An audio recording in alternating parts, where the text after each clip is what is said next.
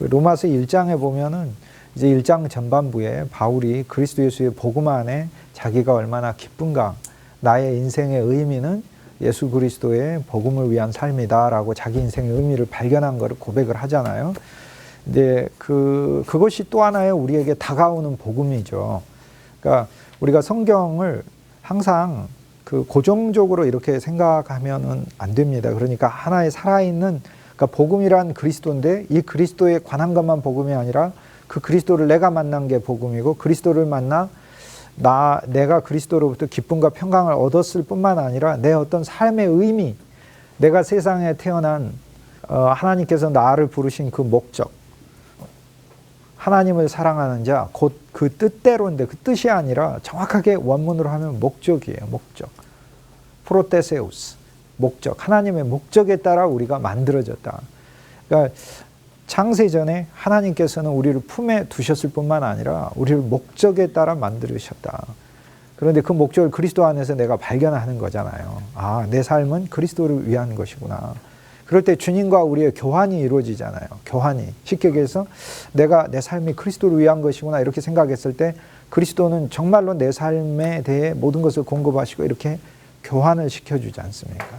이제 우리가 믿음을 알 뿐만 아니라 믿음의 법이라는 것을 배웠으니까 이걸 진짜 적용해야 되죠.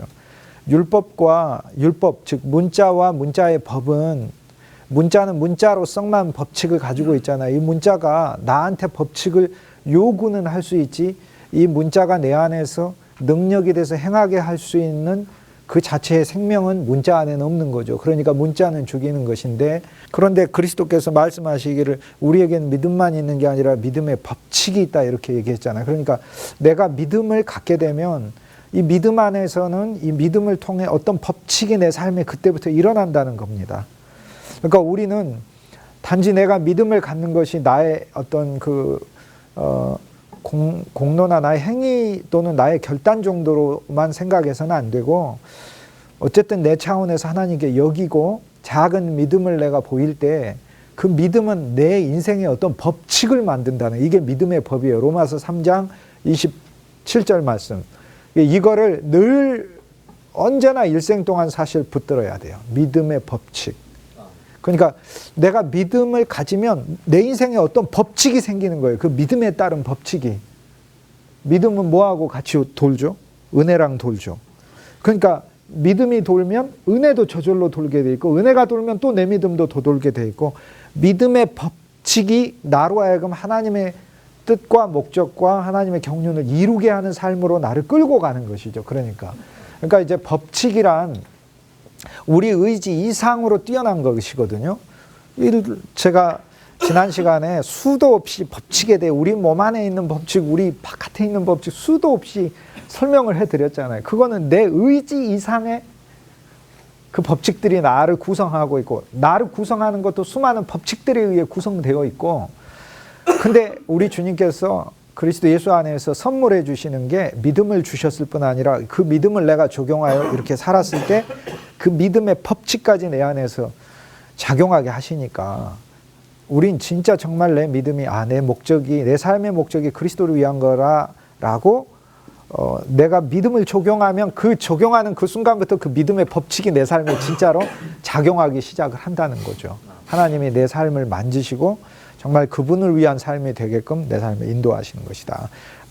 1장 전반부에는 그래서 바울이 내가 그리스도 안에서 종이요 사도요 복음을 위하여 택정함을 받은 사람이요, 사실 내가 증거하려고 하는 자는 나 자신이 아니라 그리스도라는 새로운 나의 존재이신데, 이분은 성결의 영으로 이 세상에 나신 분이요 부활하신 분이요 육신으로 하자면 다윗의 씨에서 오신 분이요, 이 그리스도 안에서 풍성과 은혜를 내가 받아 너희들에게 하늘에 있는 모든 신령한 은사들을 교통하고 싶어서 내가 이 글을 쓴다. 이제 로마서를. 그래서 로마서 전체에서 처음에 그 그리스도 안에서 자기가 느껴지는 자기의 목적을 발견했다는 것도 복음이라는 겁니다. 그러니까 우리는 예수님이 나를 구원하신 것만이 복음이 아니라 그리스도 안에서 내가 내 인생의 목적을 발견한 게 진짜 내게 복음인 거죠.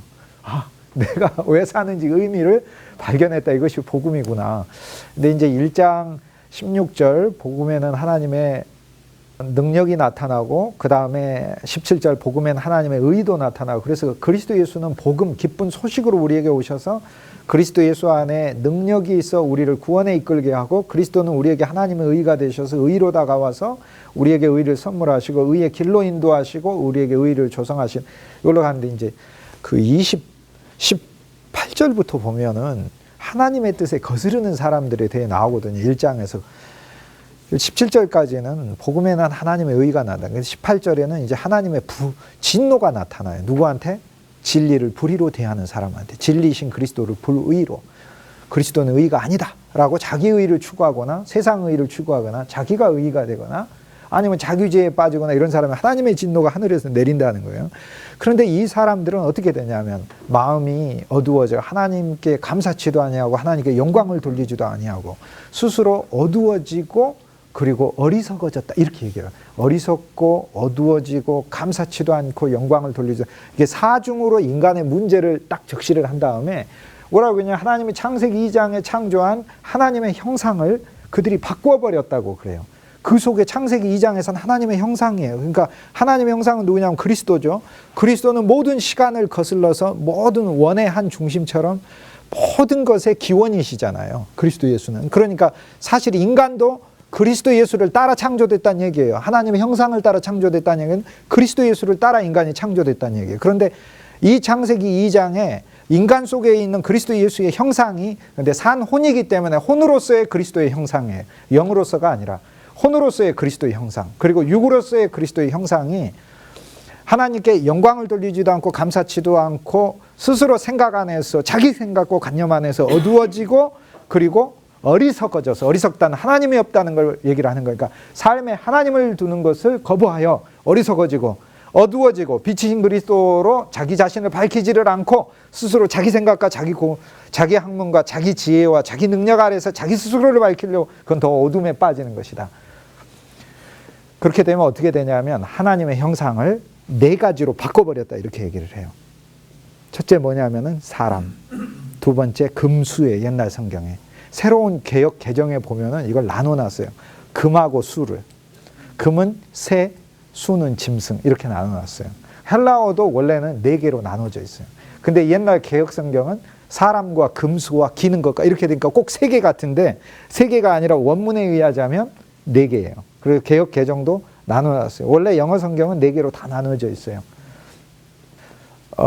그래서 사람의 형상, 하나님의 형상을 즉 그리스도의 형상을 사람의 형상으로 바꿔버려요. 아담으로 바꿔버렸다는 거예요.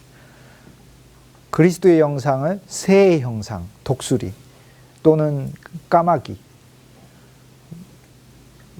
은혜를 모르고 가버리는 그런 짐승, 그리고 땅에서 야수 같은 짐승, 망아지처럼 돼 있고 나귀처럼, 목이 곧은 나귀처럼 돼 있고 근데 그보다 더 심각한 것은 기는 것 같은 형상으로 바뀌어져 버렸다 이렇게 얘기해요. 근데 이것은 뭘 이야기하냐면 로마서 1장 23절 이하에 나오는 이 말씀들을 엄밀히 이야기하면 우리 영의 모습들이에요. 우리가 그리스도 안에 있지 않으면은요, 우리는 이 영들이에요. 소위 우리 영혼은 이런 모습이에요. 영혼은 기는 것이거나 뱀이에요. 로마서 3장 9절 이후에 보면은 인간이 하나님 앞에서 선을 행하는 자가 없고 그들의 혀는 뱀의 독이 가득하다. 그들의 입술에는 사기와 괴사가 있다. 그 얘기하잖아요. 그들의 손과 발은 피 흘리는데 빠르다. 이렇게 얘기하고 그들의 목구멍은 열린 무덤이다. 그러니까 이 어떤 사람의 영혼은 뱀이라는 거예요. 뱀. 어떤 사람의 영혼은 조금 더 나은데 짐승이에요. 나귀거나. 어떤 사람의 영혼은 조금 더 나은데 새들이에요. 근데 어떤 사람의 영혼은 아주 그래도 제일 나아요. 아담이에요. 아담. 자기로 충만해요. 근데 이것은 초대의 어떤 교부들은 이것이 사람마다의 영이라고 이렇게 생각했어요. 사람마다의 영이라고 생각을 하면 예수님 믿기 전에 하나님의 형상대로 창조된 우리가 창세기 3장을 거치면서 우리 영혼이 썩을 이 네 가지로 바꿔버렸다는 거예요. 그래서 썩을 네 가지의 형상으로 사실 산다는 거예요. 그러니까 얼굴은 사람 같아 보이는데 하는 짓은 뱀이거나 짐승이거나 이렇게 되는 거예요. 그러니까 내가 예수님을 믿어도 내 옛사람 안에서 이 타고난 옛 창조 아래서 믿으면 이 어그러진 네 개의 모습대로 나오게 돼 있어요. 근데 이제 초대교회에서 일부 교부들은 사람들을 보면서 이 사람은 뱀이냐, 이 사람은 나귀냐 이러고 분간하고 다니려고 하고 그랬어요. 그런데 하나님의 말씀은 그런 뜻이 아니에요. 이것은 우리 속에 있는 우리의 영혼이 그리스도 예수 안에 있지 않을 때 네 가지 모습으로 나타난다는 것을 실은 말하고 있는 거예요. 그러니까 우리 자신 안에 우리가 내 자신 안으로 살면 이 네 가지 모습으로 나타나요. 나는 어느 때는 뱀이에요. 뱀이며 휘감기도 하지만 내 입으로는 혀가 갈라져서 두 말을 하는 거예요. 이상하게 이 사람 만났을 때 칭찬하고 이 사람 만났을 때 이 사람을 내가 흉보고 있는 거예요. 나는 뱀이구나. 그때 내가 발견했어요. 뱀이구나. 모르겠어요. 여러분은 아담으로 충만한 적어도 사람인지는 모르겠어요. 그런데 뱀이구나. 그뿐 아니라 짐승이구나. 돼지이거나. 그것이 내 본래의 영혼이에요. 그런데 이것이 내 본질이라기보다는 그 형상으로 바꿔버렸다. 성경은 그렇게 얘기하니까 무슨 얘기냐면 하나님이 창조하신 본래의 옛 아담, 죄 짓기 전에 그 옛 아담이 그리스도의 산 혼의 모습이에요. 혼의 모습, 산 영의 모습이 아니라 혼의 모습이에요. 즉 독립적이고 객관적인 그 그리스도의 그 놀라운 어떤 이 성품을 가진 존재예요. 그런데 타락함으로써 그리스도라는 하나님 안에 들어있는 이 모든 성품을 잃어버리고 그냥 아담이 충만한 존재가 됐거나 아니면 짐승의 수준으로 우리의 영혼이 내려가 버렸다. 이렇게 얘기를 해요. 제가 이거를 왜 늘 이야기를 시작할 때 어떤 연관된 이야기를 하냐면 오늘 로마서 8장에서 우리가 받은 것은 그동안 로마에서 이렇게 매 장마다 보았던 것에 비해서 정말 놀랍고 새로운 이야기들을 사실이에요. 우리 안에 네 개의 영이 있다는 거예요. 이제는 하나님의 영이 있고 그리스도의 영이 있고 생명의 영이 있고 그리고 내 영이 있다는 거예요. 이 네 개는 하나가 되어 있다는 거예요. 그러니까 우리가 그리스도 안에 있을 때는 이 네 개의 영이 내 본질인 거예요. 그런데 내가 그리스도 안에 있지 않으면 사실상 본래 타고난 아담의 본성을 잘하면 아담의 본성을 가득 충만히 내거나 형편없어지면 나머지 세 종류의 삶으로 내 영혼이 그렇게 모습이 보이게 된다. 그렇게 되는 거죠. 그래서 그리스도 안에 우리 자신이 어느 누군가가 그리스도 안에 사실 있지 않으면 그 사람은 반드시 네 가지 모습을 보이고 사는 거예요. 그나마 아담한 모습에서 인격이 조금이라도 있으면 약간의 그 인격, 그 사람의 격조가 조금이라도 나타나겠지만 그래도 사람일 뿐이에요. 아담일 뿐이에요. 그러니까 우리가 예수님을 믿는다는 건 아담으로서 예수님을 잘 믿는다는 것이 아니고 이 아담이 그리스도 안에서 어느 한순간 예수님을 만나 종결된 거예요. 종결되고 그 안에서는 내 안에 영이요 생명이요 하나님의 영이요 그리스도의 영이 이제부터는 나의 새로운 본질이 되어 그 새로운 본질 안에서 내 존재를 찾고 그 본질이 나 존재구나. 근데 이 본질이 아니면 나는 사실 이 네 가지구나. 이렇게 밖에 얘기 못해요. 그래서 그리스도가 아니면 나는 진짜 이거예요. 그러면 우리가 어떤 고백을 가끔 사람들이 하는 걸 제가 이렇게 들어요. 자기는 살면서 정말 일생 동안 정말 하나님의 뜻에 욕심을 부리지 않고 최선을 다해 살았습니다. 좀 그런 얘기하는 분들을 아마 여러분도 그런 얘기하는 분들 가끔 들었을 거예요. 그런 거짓이 세상에 있겠는가라는 생각이 들어요. 결코 우리는 아담 아래서 그렇게 할 수가 없고 죄인임을 오히려 고백할 수밖에 없다는 거예요. 우리가. 그런데 내가 만약 무언가를 진짜 했다면 그 사람 속에 하나님의 영이 넘치면 정말 반대를 고백하게 돼 있어요. 내가 사실 살아온 길이 참으로 죄된 삶이었는데 하나님의 이 죄된 삶과는 전혀 별개로 하나님의 은혜와 긍휼을 부으셔서 내가 어떤 성과들을 볼 수 있었다. 그러니까 이 고백이 나와야 되는데 거꾸로 나는 일생 동안 살면서 뭐 어떤 것도 탐하지 않고 이러고 최선을 다해서 근데 그거는 정말 어떻게 보면 하나님 앞에 로마서 전체를 뒤집는 이야기라. 왜냐하면 로마서는 육신 안에서는 원하고자 해도 이룰 수가 없고 영이 더 밝아지면 내가 했던 모든 일들이 실은 나의 이기심과 목적을 위해 했다는 것을 발견하게 되는 거고, 하나님의 긍휼과 사랑 가운데서 그것이 열매로 나타난 것이기 때문에 내가 자랑할 것이 없다는 것을 결국에 보게 되거든요. 그러니까 믿음의 법을 깨달게 되면 결국에 로마서 3장 27절에 믿음의 법을 깨닫게 되면 그 다음 구절이 그러므로 자랑할 때가 어디 있느냐? 없죠. 우리에게서로냐? 결코 아니니라. 이렇게, 그러니까 결국에 우리는 정말 하나님의 영 안에 충만한 사람은요, 내가 얼마나 하나님 앞에 불순종하고 내가 얼마나 하나님 앞에 어떤 하나님의 일을 한다고 하면서도 내가 이기적으로 살았는가. 인생을 결산할 때 그 고백을 할 수밖에 없어요. 그게 하나님의 영이에요.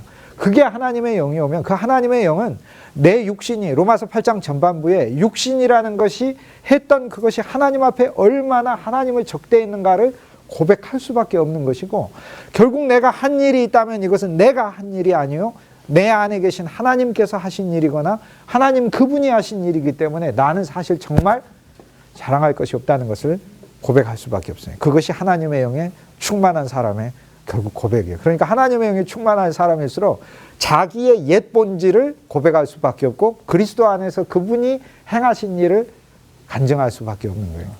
근데 저는 이것이 뒤섞여져 있는 것을 보고 이것은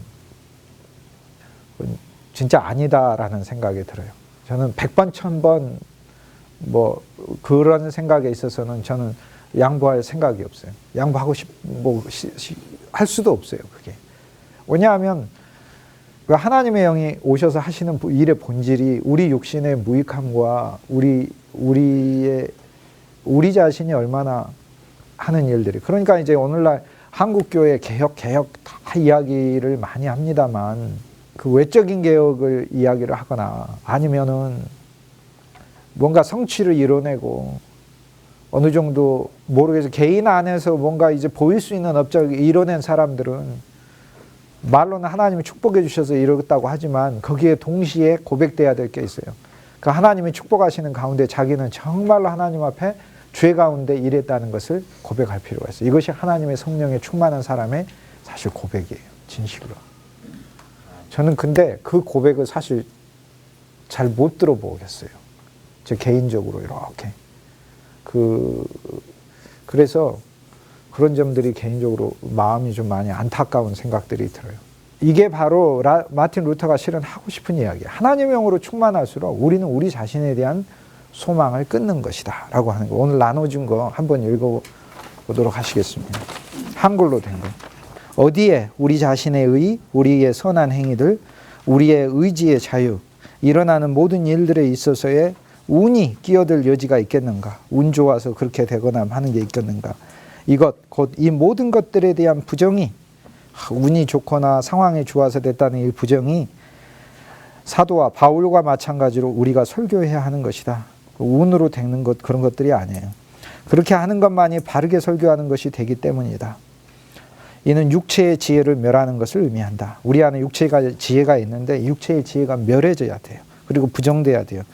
지금까지 사도는 육체의 지혜에 손과 발과 혀만을 파괴하였으나 이제 그 지혜를 철저하게 쓸어버리고 있다. 로마서 8장에서 그러고 있어요. 왜 그런가는 제가 조금 이따 설명드릴게요. 이제 바울 사도는 육체의 지혜가 아무것도 아니며 우리의 구원은 전적으로 하나님의 손에 달려있다는 것을 우리로 하여금 알게 만든다. 하나님은 운을 전혀 인정하지 않는다. 운을 얘기하는 사람은 사람들 뿐이다. 아버지 하나님의 뜻이 아니고는 잎사귀 하나도 나무에서 떨어지지 않는다. 모든 것은 본질적으로 하나님의 손안에 있고 우리의 일생도 마찬가지이다. 로마서 8장인 바울이 본질적으로 말하고자 하는 것은 우리 안에 그리스도의 영이 있고 하나님의 영이 있고 생명의 영이 있기 때문에 이제 그리스도인들은 그 영 안에서 하나님의 영이 인도하는 대로 사는 그 삶 안으로 가는 것이 신앙의 본질이다라는 거죠. 그러면 우리가 항상 무언가를 행할 때 우리는 그 행함을 할 때 우리가 하나 알아야 될 것이, 예를 들어 어떤 분이 굉장히 크게 많은 교회들을 부흥을 시키거나 막 교회를 크게 하고 그런 분들을 가끔 봅니다. 그런데 우리가 나타난 외적인 성공에서 사실 우리가 보아야 될 부분은 그러한 일들을 행할 때 진짜로 내적인 영의 조명에 의해서 그 일들이 일어난 것이라면 그 사람은 결코 이것이 자기의 육체에서 나왔다고 말을 할 수가 없다는 거예요. 그게. 그런데 그것이 그 사람의 만약 육체에서 나온 것이라면 육체를 자랑하게 돼 있겠죠. 그런데 사실 그것도 육체에서 나온 것은 아니에요. 하나님이 하시는 일이지. 그러니까 하나님의 것을 사실 도둑질해서 말을 하는 거예요. 그게. 그러므로 진짜 아름다운 하나님의 종은 그 하나님께 정말 드려야 될 마땅한 그 위치를 드리면서 마지막에 이 바울의 고백을 하고 세상을 우리가 정말 마감하는 것이 이게 우리가 나는 죄인 중에 괴수라. 내 육체로 행한 모든 것들 속에 죄의 법이 역사했고 그러나 내 인생에 하나님 앞에 감사할 수 있는 것은 나의 육체의 노력을 하나님이 가상해 보신 그런 것이 아니고 그분의 원칙, 그분의 법칙, 그분의 은혜의 법칙, 내가 믿음을 보였더니 믿음으로 행하시는 그분의 믿음의 법칙, 그리고 영에 따른 것들, 그 영이 인도하시는 것들, 그분의 생명이 하시는 일들이다 라고 고백함으로 우리는 이제 진정한 감사를 하나님 앞에 표할 수 있는 거죠. 감사 얘기가 나왔는데 추수감사절이라고 하는데 추수라는 단어는 없어요. 영어로 Thanksgiving Day지 Harvest Thanksgiving이 절대 아니에요. 이게 한국교회의 엄청난 오해예요. 한국교회는 추수감사하는 절기를 지키는 건 정말 잘못되는 거예요. 감사절기를 지키는 거는 맞는 거예요. 영어는 Harvest Thanksgiving이 아니에요. Thanksgiving이래. 그러면은 그건 추수해가지고 감사한 너 절대 추수해가지고 감사한 게 아니고 청교도들은 1620년 11월 달에 그들이 감사한 것은 새로운 출발을 감사한 거예요. New beginning. New beginning이에요. 그거는 왜? 그것이 정착하게 하셨다는 하나님의 징표로 보았기 때문에 그래요. 추수를. 그러니까 추수를 감사한 게 아니고 추수를 주셔서 하나님이 이곳에서 우리가 새로운 출발을 하게 하신 거구나. New beginning에 대한 감사예요. 그러니까 사실 우리가 지켜야 될 감사의 절기다. 그랬을 땐 그래서 감사의 절기를 뭐 구약의 맥추절, 수장절하고 연결시켜가지고 뭐 설교를 하거나 막 그러고 하는데 사실상 그거 억지로 갖다가 사실 붙인 거라고 얘기를 할 수 있어요. 맥추절에 하면서 그 얘기 또 하잖아요. 맥추절도 율법의 문자로 이야기하면서 50일째 돼가지고 우리가 50일째라는 거 우리 인생에 그리스도 예수 안에 50, 은혜의 충만이잖아요. 5의 10이니까. 요셉이 다른 사람에게 다 그냥 주는데 베냐민에게는 5배 줬거든요. 성막이 뭐로 다 구성되냐? 5라는 숫자로 구성됐어요. 5라는 숫자로. 5규빗. 재단이 5규빗. 심지어는 안에 있는 언약궤조차도 5의 절반 이렇게 돼 있어요. 그러니까 2분의 1규빗 이렇게 돼 있는 거죠. 5규빗. 5라는 것이 하나님의 은혜를 상징하는 거예요. 근데 은혜해가 50년이고 모든 것을 해방하는 해고요. 그래서 사실 우리가 예수 그리스도 안에서 이제 초실절이신 그리스도를 첫 열매이신 그리스도를 누리고 우리 인생이 하나님의 은혜 아래 그분의 은혜만을 절대로 알고 내가 육체로 행하는 모든 일들의 죄의 법이 있음을 알고 내가 행하는 일에 열매가 있으면은 내가 행한 게 아니라 내 속에 있는 영이 행한 것으로 알고 언제나 겸손 가운데 내 마음을 가져가고 하나님 앞에 그냥 매일 감사하면서 살고 마침내 50일이 돼서 풍성한 추수를 거두는 거죠. 영적 추수를 더 거두는 거죠. 하나님이 나를 위해서 나한테 첫 열매인 첫 열매의 기쁨을 주고 첫 열매인 사랑을 주고 첫 열매인 평강을 주고 첫 열매인 인내를 주고 첫 열매인 신실함을 주고 첫 열매인 자비를 주고 첫 열매인 양선을 주고 첫 열매인 충성, 온유, 절제 이런 걸 주고 마지막 10번째 성령의 열매인 율법 없는 열매를 주었다면 50일째 은혜 아래 살다 보면 풍성한 맥추절을 내가 누리게 된다. 그때는 내 안에 엄청난 하나님의 기쁨, 첫 열매의 기쁨이 아니라 추수된 기쁨, 풍성히 추수된 기쁨. 첫 열매의 사랑이 아니라 추수된 사랑.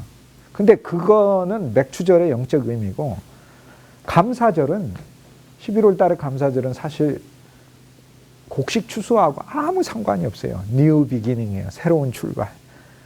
미국의 청교도들이 하나님 우리에게 새로운 출발을 주어서 감사합니다. 그러니까 사실상 우리가 어떤 감사를 이야기를 할 때는 에베소서 1장 3절에 하늘의 신령한 복으로 부으시는 그 신령한 복에 대한 감사가 진짜 감사해요. 새로운 출발을 주셔서 감사합니다. 그리고 또 그 길은 소망 안에서 미래를 그려보는 거잖아요. 작지만 우리의 후손들이 하나님의 나라를 건설할 것이라는 것에 대한 소망이죠. 어쨌든 그들의 후손들이 전 세계에다가 복음을 전했잖아요. 선교사들을 보내가지고. 그러니까 그러한 소망에 대한 소망 안에서 미래를 보고 감사하는 거예요. 그러니까 감사를 계속 과거에나 두거나 현재에다만 두거나 이러지 말고 감사를 미래, 그리스도 안에 있는 미래, 그리고 나의 새로운 시작, 내가 주님께 거두어진 거, 나의 새로운 존재. 고난 아래 여전히 있죠. 청교도들이 1년 후 지나가지고 모든 것을 뭘 얼마나 이뤘어요? 아무것도 없어요. 그때 하버드 대학이 세워졌습니까? MIT가 세워졌습니까? 뉴욕이 크게 섰습니까? LA가 어마어마하게 섰습니까? 아틀란타가 화려하게 섰습니까? 전혀 없어. 아무것도. 그러나 아무것도 없으나 신앙 안에서 하나님의 보호 아래에 있다는 그 믿음, 그 믿음 아래서의 자기의 또 한 번의 점검, 이것이 바로 감사절의 본래 의미예요. 그런데 우리는 이것을 전부 다 농경제사로 바꿔버렸어. 농경제사에 대한 감사로. 그래서 그러니까 본질에 대해서 꿰뚫어 보시고 평생 동안 이 땡스기빙 그 로스데이에 설교하실 때 그 엉뚱한 감사 설교하지 마시고 그리스도인에게 하면 된다 안 된다 이런 그 법칙이라는 건 없어요. 사실 무슨 얘기냐면 우리는 믿음의 법과 은혜의 법칙에만 매여 있고 8장에 오면 영의 법에 따라 사는 사람이죠. 그죠? 그런데 지금 목사님이 물으신 것은 이것을 해도 되냐 안 되냐라는 어떤 법칙 아래서 물어보셨잖아요. 그러니까 법칙 아래서 물어봤기 때문에 그 질문이 성립이 안 되는 거예요. 이해 가시죠? 무슨 뜻인지. 자, 그거는 무슨 얘기냐면 해도 되고 안 해도 되는 거예요. 그런데 다만 우리가 이렇게 생각하면 돼요. 그냥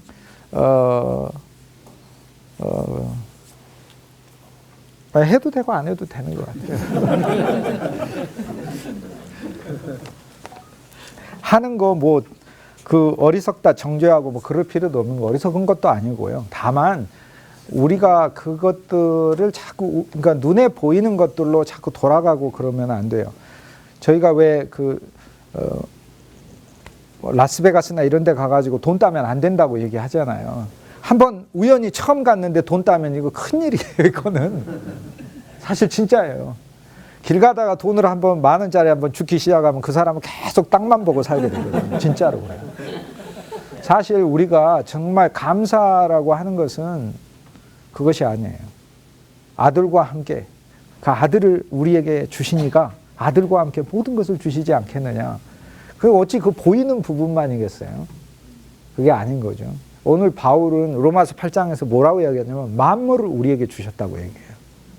자, 만물이 이제 전반부에 1장에서 8장 1절에서 시작을 하자. 누구든지 그리스도 안에 있는 자에게는 결코 정죄함이 없나니 생명의 영의 법이 죄와 사망의 법에서 그리스도 안에 있는 생명의 영의 법이 죄와 사망의 법으로부터, 이렇게 아포라고 부터를 정확히 이야기하고 너를 헬라어 원문에 보면 너를 해방하였습니다. 이렇게 얘기해요. 그러니까 바울이 너를이라고 명확하게 명료하게 이렇게 지정해서 결정적이고 고정적으로 로마서에서 굉장히 드물게 지금 사실 이야기를 해요. 너를 해방하였다. 그러니까 나를 해방한 거죠. 그래서 우리는 8장 1절에 내 삶은 이제 이 믿음을 적용하여 진짜 이 법칙이 하나님 안에서 나는 여전히 내가 내 자신 안에 살 때, 그러니까 내가 내 자신 안에 이렇게 있으면은 나는 아담의 법칙으로 가게 돼 있어요. 내 자신 안에 빠져들고 타고난 본성 아래 자꾸 들어가려고 그러고 내 타고난 본성 아래에서 내 자신을 행복하게 하지 못해요. 그거는 절대 나를 그렇게 살려고 하고, 그리고 그것이 하나님을 멀어지게 하고 그리스도의 은혜를 내게서 떨어지게 하려고 하는 죄를 만든다 이 말이에요. 죄를 만들면 내 인생에 결국 뭐가 와요? 사망이 오죠. 사망이 오는데 제일 큰 사망이 뭐예요? 하나님과 나하고 관계에서 죽어버린 거잖아요. 앞에서 같이 아침에 식사하고 저녁에 식사하는데 아니 시체를 놔두고 밥 먹으면 기쁜지 좋습니다. 그거는 연쇄살인마나 그렇게 하는 거지. 정상적인 가정에서는 전부 다 살아서 대화가 돼야지. 다 죽어가지고 이렇게 시신들 놓고 혼자서 밥 마시고 맛있죠? 하면서 먹는 게 다 사망이 된다. 나도 그렇게 돼 있단 말이에요. 나도 가정 안에서도 내가 사망돼서 사망의 아담의 시체요. 직장에서도 그렇고 교회 안에서도 그렇게 된다는 거예요. 근데 법칙이라는 거죠, 법칙. 그런데 거기서 나를 해방하였습니다. 믿음 안에. 그래서 이제 1장에 누구든지 그리스도 안에 있으면이라고 얘기를 했는데, 그러면은 이제 생명의 영이 우리를 해방하셨다는 이 복음을 우리가 받았는데, 이제 이 복음을 이제 누리는 거죠. 아, 내 인생은 전체가 생명과 영이 그분이 인도하시고 이끄시는 것이구나. 생명과 영이 이끌어가시구나. 그러므로 나는 어느 환경에서든지 내가 어떤 일을 했을 때 그 일을 최선을 다해 내가 한다 하더라도, 아무리 내가 최선을 다했다 하더라도 그 최선 속에 내가 최선의 의도도 있었지만 내 육체에 죄의 법이 있기 때문에 최선을 다해 죄를 지었다는 것도 고백해야 된다고요. 내가 무언가 최선을 다해 했는데 내가 내 자신 안에서 하면 내가 아무리 의도를, 원함은 내게 있으나 행함은 없으니까 이거를 최선을 다해 나는 했습니다라는 게 사실 진짜 그것도 거짓이고 최선을 다할 수도 없고, 최선을 다했다 하더라도 최선을 다해 뭐 한 거냐면 최선을 다해 죄 지었어요. 이해가 가십니까? 무슨 뜻인지. 그런데 그러면 왜 이것이 나에게 아름다운 열매를 하나님 나한테 다 주신 거냐? 뭐 때문에 그럴까요? 믿음의 법칙. 아시겠죠? 그 다음 은혜의 법칙, 긍휼의 법칙, 영의 법칙, 생명의 법칙. 하나님의, 즉 내게 속한 법칙이 아니라 누구에게 속한 법칙 때문에, 하나님께 속한 법칙 때문에. 그러니까 이제 그리스도 안에 있는 자에게는 자유와 해방을 하나님이 정죄하지 않는, 영원히 정죄하지 않는, 그러면 이제 그리스도 안에 있는 게 이제 중요한 키가 될 텐데, 어떻게 그리스도 안에 있는, 믿음으로 그리스도 안에 있죠. 고린도전서 1장 30절에 너희는 그리스도 예수 안에 있고 이렇게 얘기를 했습니다. 근데 이 귀절이 진짜 놀랍고 감사한 건데, 이게 만약에 서머나 교회 교인들에게 이 칭찬받는 서머나 교회 교인들아, 충성된 자, 환난 중에서 이 모든 환난을 이긴 너희는 그리스도 예수 안에 있고, 그러면 정말 그건 복음이 안 돼버려요. 왜냐하면 서머나 교인들이나 되니까 그리스도 안에 있겠다 이렇게 생각하고, 우리가 꼭 행위로 그렇게 생각하게 되는 거예요. 그런데 고린도전서에 보면은 1장에 너희는 그리스도 예수 안에 있고라고 바울이 이미 이 아우리스트 시제로 이미 완료돼서 계속 진행된 채로 지금 얘기를 하고 있어요. 그런데 고린도전서 1장에 보면 별의별 사람들이 다 있어. 그 안에 분쟁이 있고 파벌이 있고 싸움이 있고 당파로 갈라져 있고 자기 고집 부리고 있고 은사 받았다고 이렇게 잘난 체 하고 있고 서로 질서도 안 지키고 있고. 그런데 바울이 처음 시작할 때 그 사람들은 뭐라고 얘기를 해요? 너희가 그리스도 예수 안에 있고. 그러니까 복음이라는 거죠. 그러니까 내가 곰곰이 생각해 보세요. 모르겠어요. 어떤 그리스도인들은 나는 고린도 교인 같지 않으니까 그리스도 안에 있다라고 생각할지도 모르겠어요. 그런데 저는 고린도 교인 같은 모습이 되게 많이 있어요. 고린도 교회는 그나마 나은 것 같아요. 제가 지금까지 믿어온 교회들을 쭉 보면 고린도 교회가 훨씬 더 좋은 형편이었어요. 오히려 제가 아는 교회들은 보면은 바울을 막 쫓아내고 멱살지고 막 그러고 하진 않았으니까. 그러나 제가 봤던 교회들 보면은 고린도 교회보다 더 심한 교회들도 사실. 근데 어쨌거나 너희는 그리스도 예수 안에 있고라고 먼저 얘기를 해주잖아요. 그러니까 우린 그리스도 예수 안에 있어요. 믿음을 적용하면 있는 거예요. 그런데 그 그리스도 예수 안에 이제 있는데, 로마서에서 8장에서 영과 생명을 말하는 것은 철저히 육체에 대해 부정하기 위해서죠. 육체에 대해. 8장 1절과 2절에서 그래서 우리는 그리스도 예수 안에서 그리스도 예수가 우리에게 있고 생명이 있고 영이 있고 다시는 우리를 정죄하지 않으심이 있고 그리고 우리를 해방하심이 있고, 이 놀라운 5가지 항목이 우리에게 선물된 것이다. 그리스도 안에서. 그런데 율법이, 이제 문자 율법이 우리의 육체가 연약해요. 우리 육체도 연약하고 율법도 문자라는 육체를 가지고 있어요. 그러니까 율법도 문자라는 육체를 가지고 우리에게 오면은 율법이 연약해요. 그런데 율법이 영을 가지고 우리에게 오면은 우리의 영과 율법의 영이 만나서 우리의 마음은 하나님의 율법을 사랑하게 돼요. 그러니까 율법이 육체를 통하여 약해졌다라는 것을 조금 더 깊이 이제 나중에 가셔서 그거를 들으실 필요가 있는 거예요. 그 육체는 우리의 육체뿐 아니라 율법이 본래 가지고 있는 율법의 육체를 말하는 거예요. 그건 둘 다를 의미해요. 그러니까 우리의 육체도 약하고, 육체는 약할 뿐만 아니라 하나님의 법에 굴복하지도 않고 굴복할 수도 없다고 바울이 얘기를 하잖아요. 그러니까 하지도 않고 할 수도 없는 게 내 본성이에요. 그러니까 사실 내 안에 하나님의 영이 늘 충만하게 만들어야 돼. 그러므로 결국에 예수님께서 우리에게 원하시는, 우리가 하나님의 일을 하든 우리가 선행을 하든 이것이 결코 나에게서 나온 것이 아니라 내 안에 있는 하나님의 영으로부터 나왔다는 사실을 알 때 우리는 진짜 내 삶을 마감할 때 아브라함처럼 이삭을 하나님께 드리듯 드릴 수 있어요. 교회도 드릴 수 있고, 내 거다가 아니고 내 인생도 진짜로 산 것 전체가 공짜였구나. 공기가 나한테 평생 공짜였대. 인간이 돈 받고 물을 파는 것일 뿐이지 물은 그냥 주는 거잖아요. 다 하나님이, 다 이 모든 것이 그냥 하나님의 은혜구나 라는 거를, 그런데 나는 그 가운데 죄 가운데 살았구나, 그걸 고백하고 가는 것이다. 율법이 육체를 통하여 연약해 지죠. 그러니까 우리 스스로를 통해서는 할 수가 없어요. 예수님이 깨어 기도하라라고 율법을 줬는데 깨어 기도 못한다니까요. 그 예수님 뭐라고 했어요? 막 귀싸대기 돌려든 게 아니라 마음은 원하는 거 알아요. 문제가 뭐였어요? 그들에게 육체가 연약했어요. 그러면은 어떻게 해야 되냐? 예수님이 하신 방법은 그들의 육체를 강하게 하셨냐? 절대 강하게 안 하셨어요. 육체를 완전히 부정하게 하셨어요. 부정하게, 쉽게 얘기해서 다 따라도, 나는 다 도망가도 나는 도망가지 않겠다고 하는 그들의 그 육체를 주님은 산산히 부숴버렸어요. 그리고는 요한복음 20장에 영으로부터 시작을 하시고 내적인 영으로, 성령을 받으라 하시면 내적인 영으로 시작하시고, 사도행전 2장에 새로운 영으로 입혀주셔서 다시 영으로 시작하시는 거예요. 그러니까 육체가 철저히 부정되고 우리는 영으로 시작하는 기독교로 다시 가야 돼요. 새로. 그러니까 육체가 부정된다는 의미는 실은 내가 하나님의 일들을 하는 모든 이것들에 대하여 내 공로가 진짜 없었으면 하나님 앞에 고백하는 이 일이야말로, 이것이야말로 개혁의 시작이에요.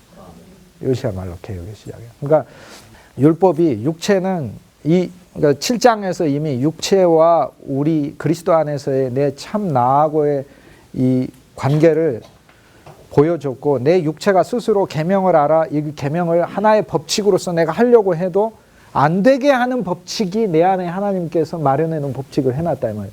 근데 왜 하나님은 그렇게 해놓으셨을까요? 왜? 아담이 다 해버리면 예수님은 뭐가 되는 거예요?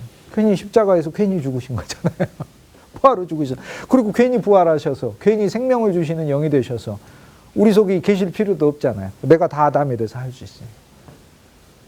그러니까 결국에 율법이 육체 때문에 연약해져 할 수 없는 그것을 하나님이 하셨다. 하나님이 하셔요.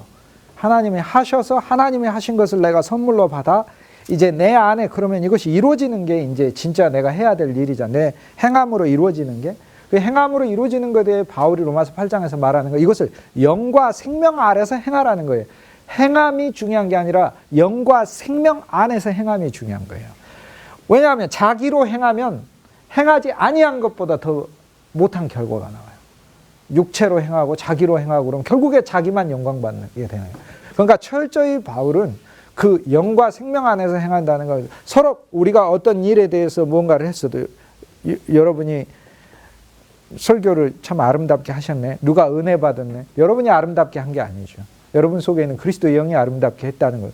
그리고 내가 이것이 결코 내 자랑이 되지 아니하도록 나를 더 낮추고 하나님 앞에서 죄인된 내가 어떻게 내가 하나님의 말씀을 이렇게 전할 수 있는가라는 그 감사 안으로 늘 들어가야 되는데, 안 그러면은 자기 기술 자랑하고 자기 방법 자랑하는 사람이 돼버리는 것이라는 거죠.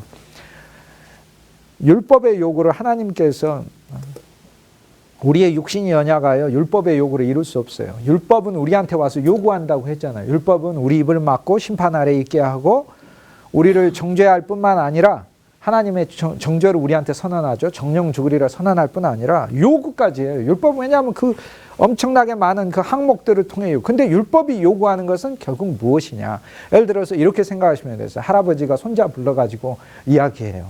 옷차림이 너 뭐냐? 또 신발은 왜 그러고 머리는 왜 그렇게 하고 다니냐? 하고 계속 할아버지가 율법을, 사실 할아버지들은 율법을 잘 얘기하지 않아요. 아버지가 율법을 많이 이야기하죠. 할아버지는 율법이 없는 곳이에요. 거의 손자는 할아버지 가면은 할아버지한테처럼 율법이 없는 곳이 없어요.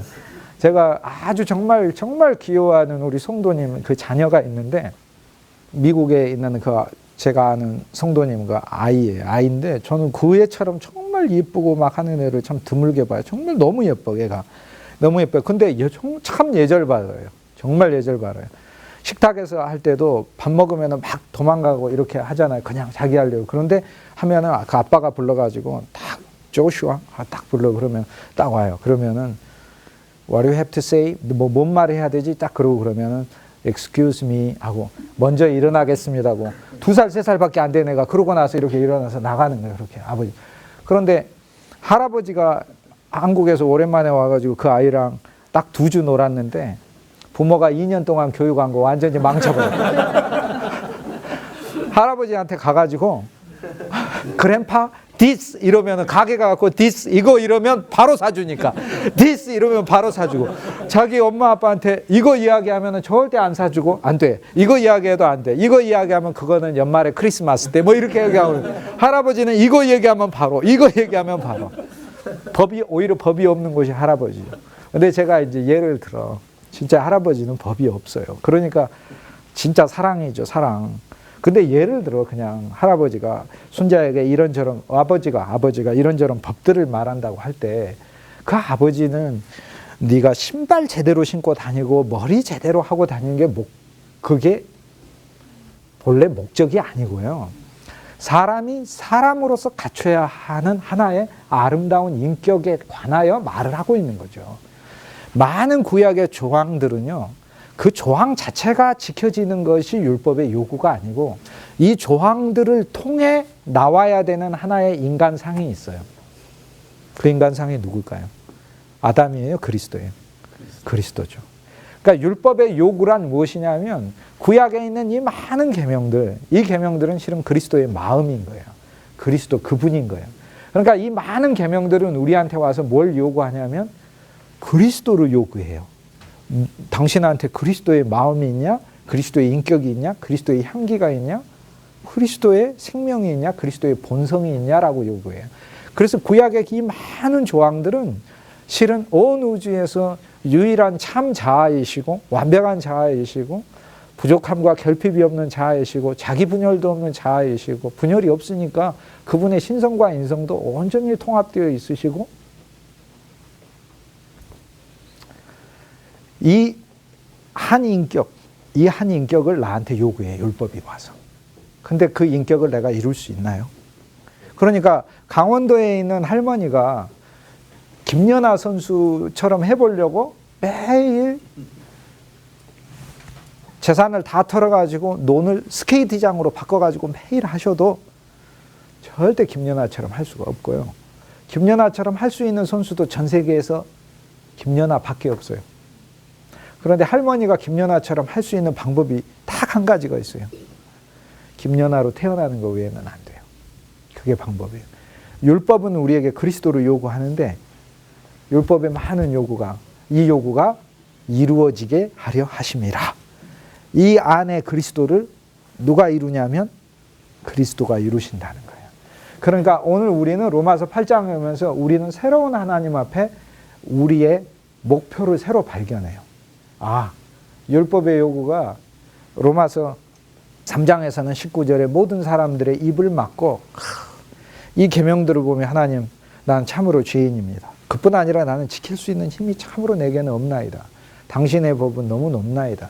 내 마음은 그 정도로 내가 완악하나이다. 이렇게 하는 그 정도로 내가 완악하나이다.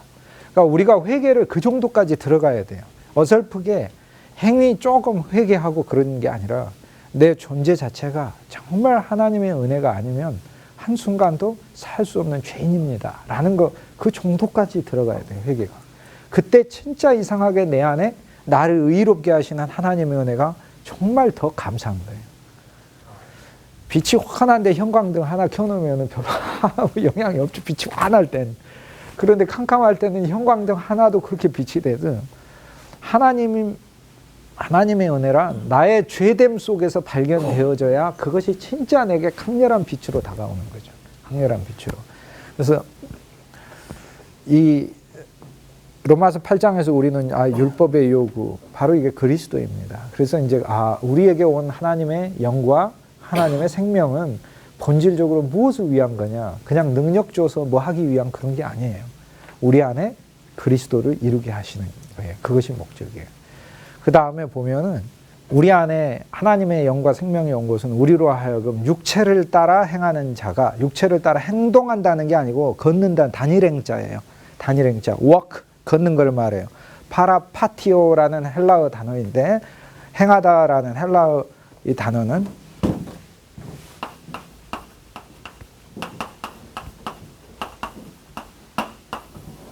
파라는 함께라는 뜻이고요. 함께 또는 같이. 걷다라는 말이에요. 이것이 8장 4절에 행하다라는 말인데, 내가 행동하다는 뜻이 아니고 하나님의 영이 내 안에 있어요. 그러니까 이 하나님의 영이 일하는 것에 대해 내가 함께 걸어야 된다는 걸 얘기하는 거예요. 그러면 이거 어떻게 해야 되나? 할 수 없어요. 우리는 이것이 늘 우리 안에 체험되기까지는 믿음으로 먼저 여기는 것 방법밖에 없어요. 내 안에 하나님의 영이 행하고 있다. 여겨야 돼요. 그러니까 매일 아침에 일어나서 오늘은 하나님이 내게 누구를 만나게 하실까 기대하셔야 돼요. 진짜 기대하셔야 돼요. 오늘은 누구를 만나게 하실까? 누구를 만나서 하나님의 이 생명을 내가 그 사람과 함께 교통할 수 있을까? 기대하셔야 돼요. 진짜로. 그러면 그게 하나님의 영의 인도를 정말 그 사람이 소망하고 있는 거예요. 그게. 그래서 이것은 이게 스스로 행동하다 행자가 아니라 단일 행자. 그러니까 행하다 이렇게 하니까는 굉장히 혼동이 되잖아요. 그러니까 영과 생명이 있는데 자기가 행해보려고 하는 또 주관적인 게 나와버리기 때문에 8장 4절에서는 행하다를 행하다가 아니라 걷다라고 파라파티오. 헬라어 원문 걷다라고 번역을 해놔야 이것이 바른 번역이 돼요. 그리고 나서 우리로 하여금 육체에 대해서 이제 끊으라고 8장 전반부에 육체에 대해서 이야기해요. 육체의 생각은 사망이에요. 그러니까 내 스스로가 생각하는 건 사망이에요. 그러니까 매일 아침에 일어날 때 왜 절망이 오지? 왜라는 거를 묻는 게 어리석은 거예요. 저절로 오게 돼 있습니까? 안 오게 돼 있습니까? 저절로. 왜요? 육체니까.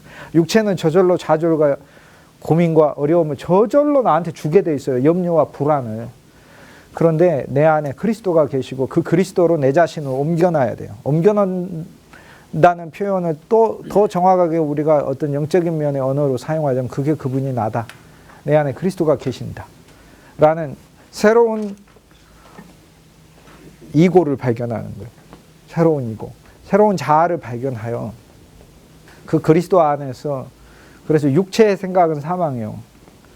영의 생각은 내 안에 있는 영과 생명이 주는 생각은 생명과 평강이니라. 그리고 육체의 생각은 하나님과 원수가 돼요. 그러니까 나는 저절로 내 스스로 생각하면 사실 하나님과 대적하게 돼 있다 그 얘기예요. 스스로 하면.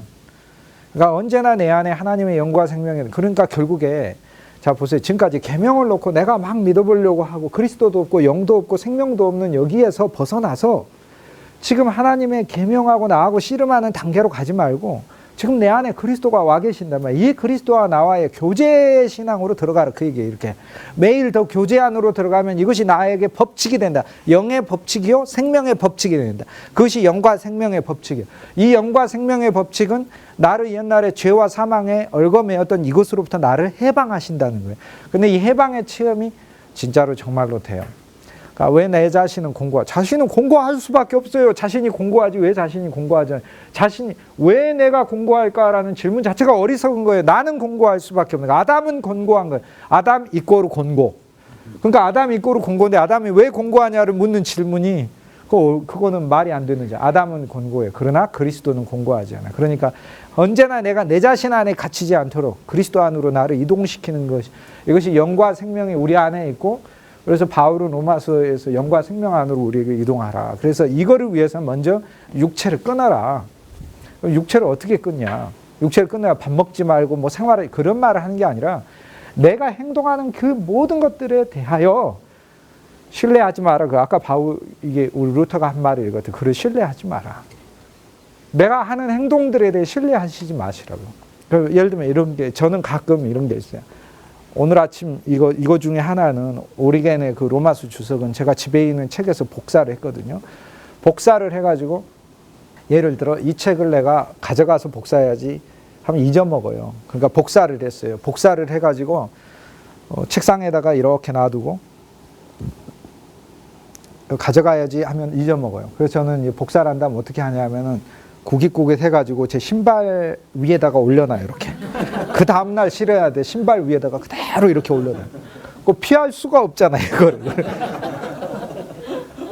근데 제가 저를 신뢰하게 되면 나는 내일 내가 가져갈 수 있어 라고 생각하면서 어디다가 두겠죠.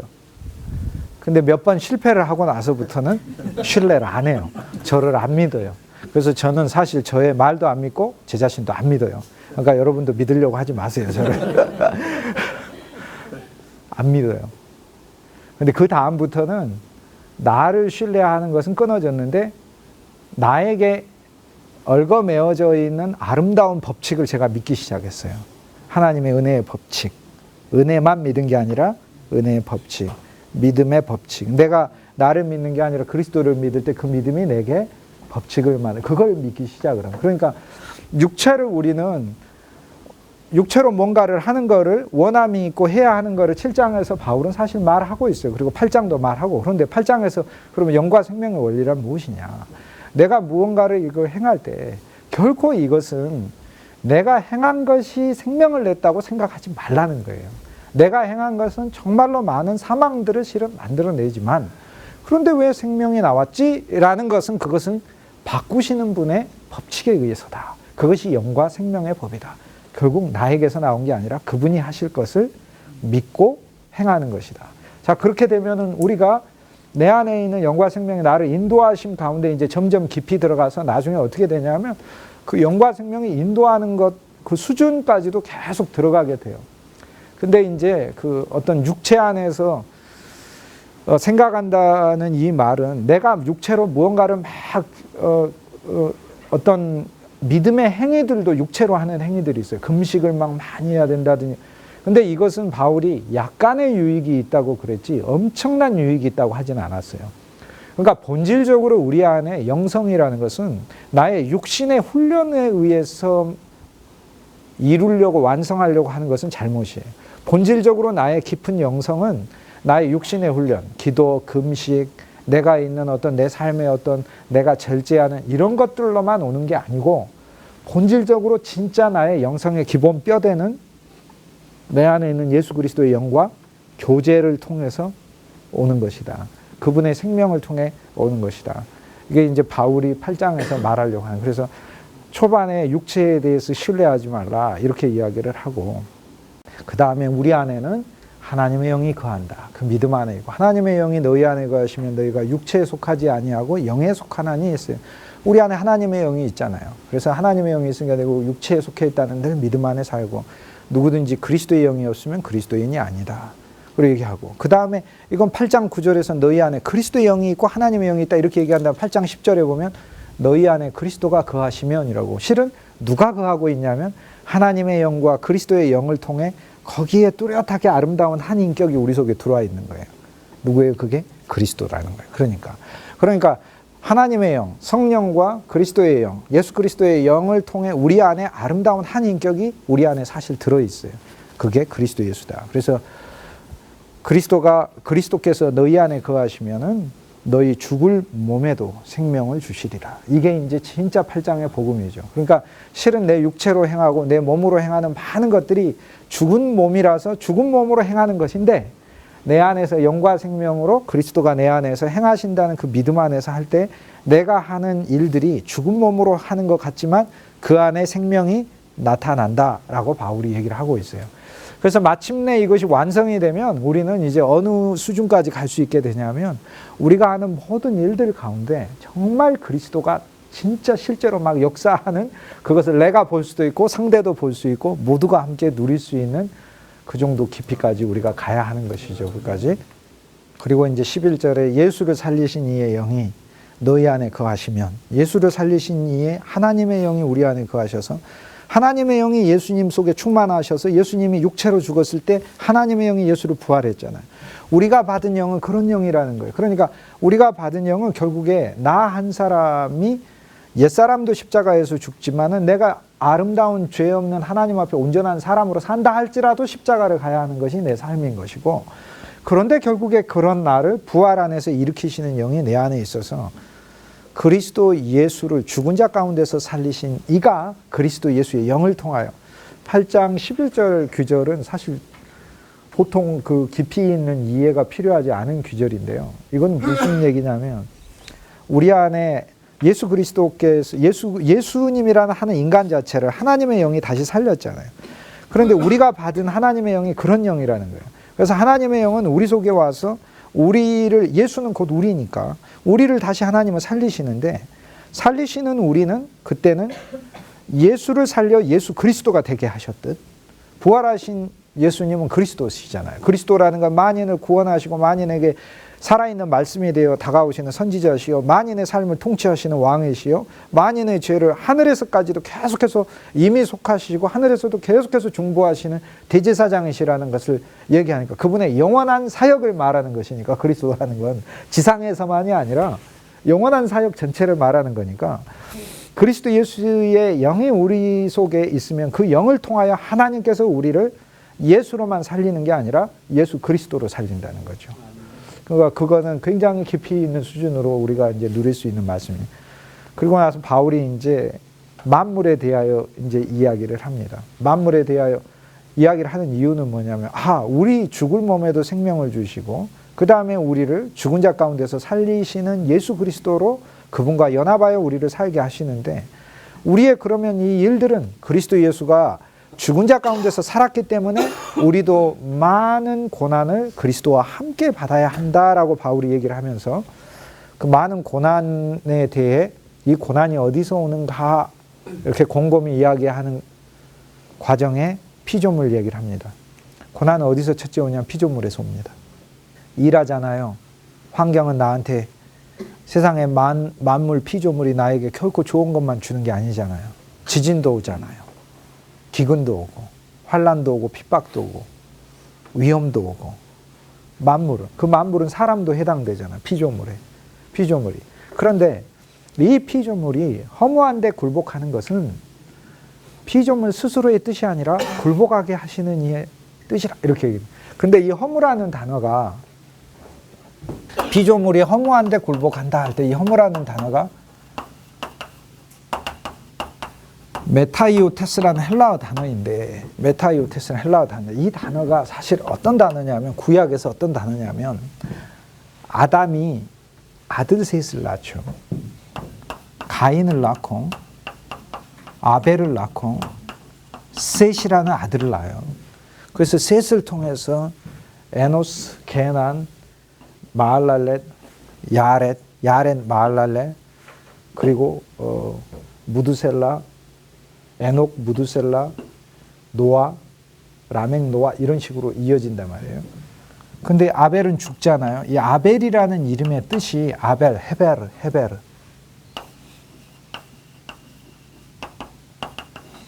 헤베르란 뜻인데 이게 메타이오테스예요. 헬라어로는 메타이오테스, 히브리어로는 헤베르.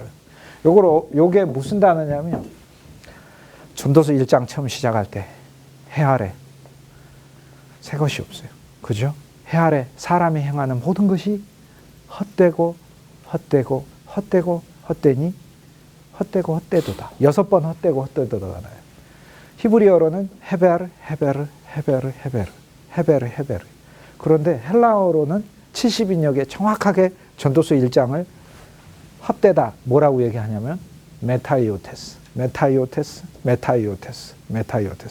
자, 로마서 8장에서 바울이 만물이, 피조물이 허무한데, 그 허무가 뭐예요? 메타이오테스. 다시 바꿔볼게요.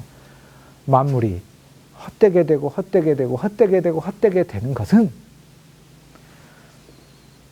만물이 원해서가 아니라 만물을 헛되게 하시는 이의 뜻 때문에 그렇다라고 하는 거예요. 자, 그렇다면 우리는 우리 앞에 서 있는 이 만물들은 처음에 창조될 때 1일부터 5일까지 이 만물은 우리를 섬기기 위해 창조됐어요. 그런데 인간이 타락하여서 우리를 섬기기 위해 창조된 이 만물은 만물의 목적을 지금 성취를 못하고 있는 거예요. 그러니까 지금 만물은 속으로 우리를 섬기고 싶어요. 섬기고 싶어 하는데 만물을 통해 가지고 실은 이 만물이 우리에게 허무함을 줘요. 썩음을 주고 허무함을 줘요. 근데 만물은 속으로 우리를 섬기기를 원해요. 그래서 이 만물은 누가 나타나기를 원하느냐? 하나님의 아들들이 나타나기를 원한다. 이 하나님의 아들들이 나타나면 이 만물은 드디어 하나님의 아들들의 영광, 그 하나님의 아들의 영광 속에 있는 그리스도죠. 이 그리스도를 통해 만물 역시 자유함 속에 영광의 자유에 참여하여 만물은 그때부터 만물의 본래의 기능을 수행할 수 있게 된다는 거예요. 근데 이제 바울이 이거 얘기를 하는 것은 무엇을 말하느냐면 실은 이거 얘기하죠. 자, 우리가 아담으로 살면 만물은 처음에 나를 조금 도와주는 것 같은데 우리가 만일에 하나님이 우리를 미리 아신 자요, 미리 정하신 자요, 정하신 자를 미리 선택하신 자요, 선택하신 자를 부르신 자요, 부르신 자를 의롭게 하시는 자, 의롭게 하시는 자를 영광스럽게 하는 자라는 이 놀라운 하나님의 이 7가지 하나님의 이 체인 안에 우리가 선택된 사람이라면 우리가 하나님의 아들로 나서기 전까지 만물은 우리에게 실은 뭐를 주냐면 헛되고 헛되고 헛되고 헛되니 해 아래에 있는 모든 것이 헛되 도달을 줘요. 그죠? 그런데 우리가 하나님의 아들로 만물 아래 서게 되면 모든 것이 합력하여 내게 그리스도라는 선을 이루는 그 영광의 자유에 만물이 참여해요. 이게 바울이 말하는 거예요. 자, 그러므로 바울은 우리가 하나님의 영과 생명화 안으로 살 때 로마서 8장에서 갑자기 로마서 8장에 왜 제가 성경 전체에서 가장 큰 스케일의 책이라고 얘기를 하냐면 우주를 말하고 있다고 왜 얘기를 하냐면 인간의 가장 깊은 내면에 와 있는 하나님의 생명이신 그리스도와 이 그리스도의 영, 그리고 우리의 영, 하나님의 영, 생명의 영, 성령, 이 하나된 이 영은 우리를 하나님의 아들 되게 만드는데, 우리가 하나님의 아들 되게 하나님의 아들 된 우리는 하나님을 향하여 아바, 아버지라고 하나님하고 친밀한 교제만 가질 뿐 아니라 우리가 하나님의 자녀가 돼서 매일 그분의 자녀로서 하나님과의 매일 동행 아래서 그분의 보호 아래서 살 뿐만 아니라 상속자로서 모든 유업을 받을 뿐만 아니라 실은 만물을 향하여서도 그 만물이 이제는 만물이 우리를 섬기고 있고 우리를 섬겨서 만물이 하는 모든 일의 목적은 무엇을 위한 것이라? 우리 속에 그리스도 예수를 이루게 하시는 일이 만물이 참여하고 있다. 지금 그렇게 얘기하는 거죠. 자, 그러면 이제 이거를 현실적으로 그냥 이야기를 하면 실은 바울은 이 얘기하는 거죠. 너희가 영과 생명으로 살 때 세상을 이렇게 보면 진짜 너희 뜻대로 안 된다. 다 이런 일도 일어나고 저런 일. 그런데 하나 알아야 될 것은 너희 뜻대로 안 되는 것 같지만 정확하게 보면 너희가 옛사람 안에 있을 때 만물은 너희에게 썩음을 주었으나 너희가 새 사람이신 그리스도 예수 그 하나님의 아들과 동일한 하나님의 아들로서 너희는 이미 되었기 때문에 그 만물은 너희에게 썩음만 주는 존재가 아니고 너희에게 영광의 자유에 참여하여 너희 속에 있는 예수 그리스도의 아름다운 목적을 이루는 데 하나님이 사용하고 있는 것이니 환경과 상황과 인생의 여러 문제와 다른 사람들로 인하여 겪는 고통을 너무 고통이라고 생각하지 말라라고 바울이 얘기하는 거예요. 그게 바로 바울이 로마서 8장 중반에 이야기하고 있는 거예요. 자, 이제 우리 눈은 이제 그러니까 지상에 아주 깊은 저 우리 속에 심령 깊은 곳에 있다가 바울이 갑자기 우리를 저 하늘에 창세기에서는 15장에 땅에서 하늘의 별을 바라보라 이랬거든요. 그런데 갑자기 로마서 8장에 오면 우리를 먼 우주로 데려가더니 우주에서 이제 지구도 바라보게 하고 만물도 바라보게 하는 거예요. 오히려. 그래서 이제 봐라. 이제 이 만물이 그리스도 바깥에서는 너에게 썩음을 주는 존재이나 그리스도 안에서는 모든 것이 내게 협력하여 영광의 자유에 참여하여 그들이 자유롭게 너를 섬기는 존재가 돼서 진짜 네 속에 그리스도를 이루는 그 일들을 만물이 하나님의 뜻 아래서 하고 있다라고 얘기를 하는 거죠. 그러니까 오늘 우리가 이제 그 부분을 우리에게 적용을 한다면 우리는 되게 감사할 수 있게 되죠. 그죠? 내 삶에 어떤 일이 일어나든지 전에 내가 옛 아담일 때는 기껏 하는 일이 헛되고 헛되다. 그죠? 인생은 나그네 길. 어디서 왔다가 어디로 가는가 이게 부르면 다 헛되도다. 그게 결국 우리가 하는 일. 그 애굽의 술사가 할 수 있는 말의 전부가 그거잖아요. 그 틀린 말 아니죠. 그러나 그것은 새 사람 안의 고백입니까? 옛 사람 안의 고백이에요. 옛 사람 안의 고백이에요. 바울은 놀랍게 8장에서 새 사람 안에서는 그 만물은 허무, 즉 헛되고 헛됨에 굴복해서 계속 가는 게 아니라 하나님의 아들이 나타나면 영광의 자유에 참여하여 만물이 그 목적대로 하나님의 부르심을 받아서 만물이 서로 역사하여 하나님의 선을 이룬다. 저는 이거를 이렇게 제 삶에 이렇게 적용하면서 제 인생에 제 개인이 겪었던 일, 어떤 일들, 어려움들, 또 고난들, 하나님 앞에 부끄러운 것들, 또 자랑스러운 것들, 고통스러운 것들, 내게 내 뜻대로 이루어지지 않았던 것, 또 세상이 나를 와서 달려들었던 이 모든 것들, 또 내가 상처 주고 내가 죄를 짓고 내가 많은 사람들을 미워하고 있던 그 모든 것들, 그조차도 그 옛사람 안에서는 다 정말 헛된 것인데 이제 그리스도 안에서 이렇게 보니까 그것이 나를 한 사람 예수 그리스도로 조성하시기 위한 하나님의 길이었다라는 것을 이제 우리가 이제 바울의 입을 통해서 고백할 수 있는 거죠. 그때 우리는 진짜 옛사람 안에서 나는 죄인이에요, 하나님. 그러나 새 사람이신 당신의 은혜를 찬송할 수밖에 없습니다. 이 고백을 우리는 주님께 드린다는 거죠. 그러니까 영 안에서 우리가 산다는 것은 단순히 내 안에 있는 영, 그거하고만 교통하고 살으라고 바울이 얘기한 게 아니라 지금 영과 생명을 통해 온 세계를 실은 바라보게 하고 있는 거예요.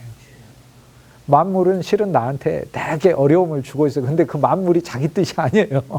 자기 뜻이 아니고 하나님의 그 속에 뜻이 들어있어요. 그런데 그것은 나를 태어나게 하는 거예요. 그러므로 만물도 하나님의 자녀들이 탄생시키는데 해산의 고통에 함께 참여하고 있고 만물도 탄식하고 있어요. 실은 나는 이 사람을 괴롭히고 싶지 않습니다.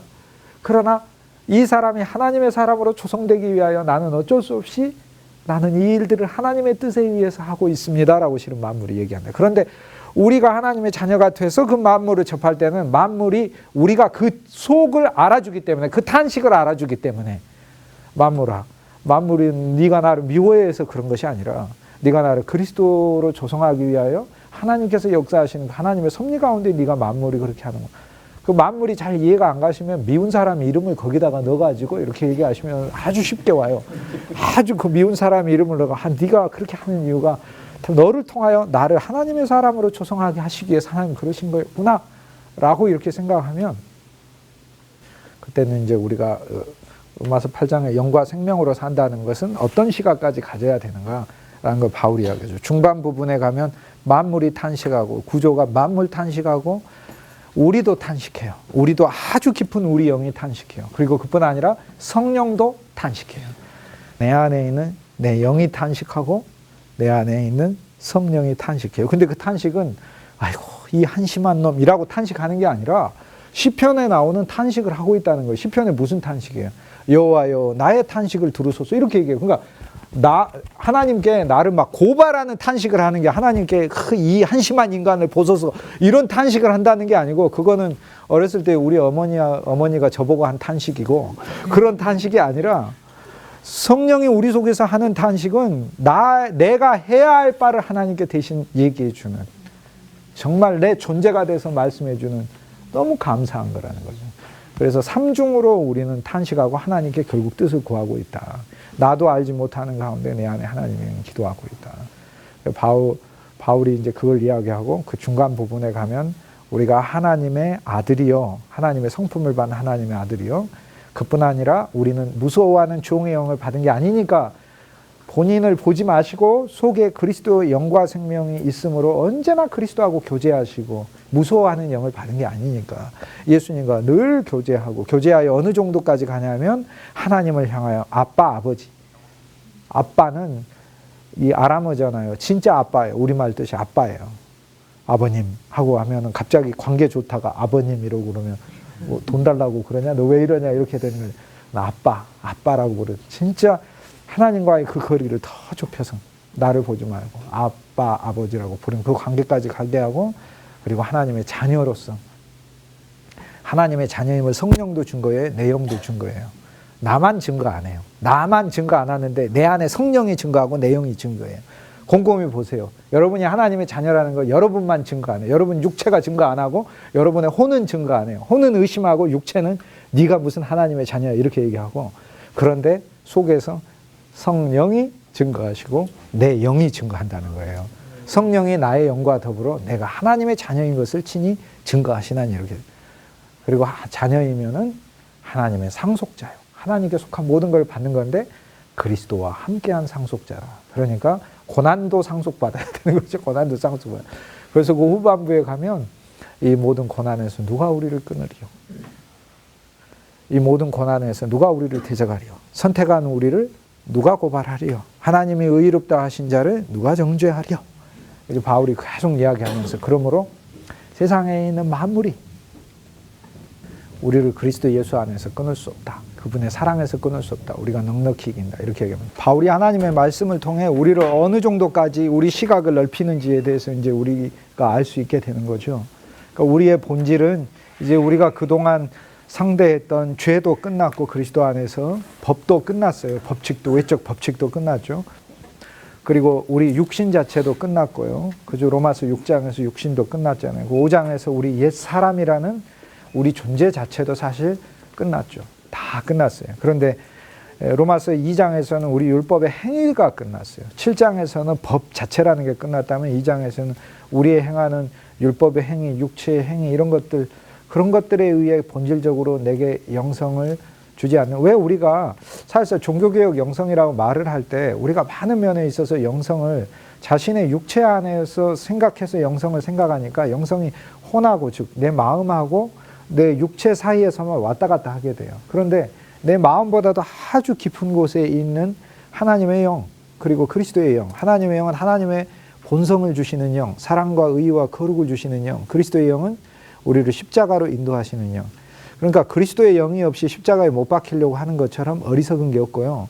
그리스도의 영이 없이 혼자서 비워보려고 하는 것처럼 어리석은 게 없어요. 잘 안 비워져요. 한두 개 비워지긴 해요. 그리고는 자기 의가 돼요. 그것도 비웠다고. 그러니까 그리고 그리스도의 영 없이 용서도 잘 안 돼요. 용서도 안 되고 그리스도의 영 없이 십자가도 잘 안 지어져요. 그리스도의 영 없이 지는 십자가는 정말 원망밖에 안 나와요. 그러나 내 안에 그리스도의 영이 넘치면 만물이 내게 십자가일 뿐 아니라 만물이 부활이라는 것도 알게 되고 만물의 십자가가 나를 섬긴다는 것도 알게 된다는 거죠. 그리고 그 만물 안에서 놀랍게 나는 영광의 자유를 가지고 있고 그 영광의 자유에 만물도 참여하고 있어서 이제는 내가 영과 생명 안에 살 때 지금 바울은 뭐 얘기하냐면 가까이 있는 피조물뿐만 아니라 온 우주에 있는 모든 것 심지어는 내 사업, 내 일, 내 어떤 것들조차도 하나님의 아들인 내게 그것이 내게 본질적으로 유익이 되고 나를 위해서 하나님이 두신 것이다 라는 걸 깨닫게 된다는 거죠. 그게. 그러니까 실은 영과 생명을 통해 우리는 우리 육체를 부인했더니 갑자기 눈이 뜨여져서 만물이 보이기 시작을 했고요. 그 만물이 결국에 나를 위한 것이라는 것을 하나님이 알게 하신다는 거죠. 그러니까 결국에 바울은 이제 로마서 8장을 통해 우리의 시각을 거기에서 이제 만물뿐만이 아니라 그 만물과 우리 그 관계 그리고 그 관계뿐 아니라 우리 자체가 무엇인가에 대한 것도 본질적으로 말을 해주고 있어요. 결국 나라는 존재는 하나님이 미리 아신 자들을 부르신 것이다. 미리 아신 자들을 하나님께서 정하시고 정하신 자들을 택하시고 택하신 자들을 부르셨다 이렇게 됐어요. 근데 미리 아셨다라는 거를 우린 이렇게 생각해요. 하나님이 미리 알았어요. 미리 먼 훗날에 이 사람이 나를 사랑하고 믿을 것이다. 이거를 미리 알아서 하나님이 이 사람을 선택해야지라고 이렇게 얘기를 하는데 그게 틀렸다는 것을 바울이 바로 그 다음 장에 넘어가면 하나님께서 야곱과 에서를 선택하신 것은 그의 태중에 있을 때인데 그들이 무엇을 하기도 전에 선택하신 거죠. 근데 그걸 하나님이 아시고 선택한 게 아니라 하기도 전에 선택하셨다는 것은 실은 행위로 하자면은 야곱도 만만치 않아요. 많이 아주 그 속이는 자로서 만만치 않아요. 그러니까 성경에 하나님이 미리 아셨다 이렇게 이야기하는 그거를 우리가 너무 율법적으로 생각해요. 내 행위 안에서 생각해요. 그게 잘못이에요. 하나님이 안다라고 말씀하실 때는 복합적 의미가 있는데 제일 첫 번째 하나님이 안다 하실 때는 진짜 나의 모든 것을 알고 택하셨다 얘기해요. 나의 연약함도 알고 택하셨다는 거예요. 그러니까 나의 죄됨도 알고 나의 믿음도 알지만 하나님이 내가 믿음 있는 거를 알고 택하신 거예요? 믿음 없는 것도 알고 택하신 거예요? 다 다 알고, 그렇죠. 나는 어떨 때 믿음 있게도 살고 어떨 때는 믿음 없게도 살아요. 그런데 하나님은 내가 믿음이 없는 약한 존재라는 것도 알고 택하시고, 하나님은 그럼에도 불구하고 내 안에 내가 주님을 내 영으로 내가 붙드는 그런 하나님 없으면 못 사는 존재라는 것을 하나님은 그걸 알고 또 나를 택하셨다는 거예요.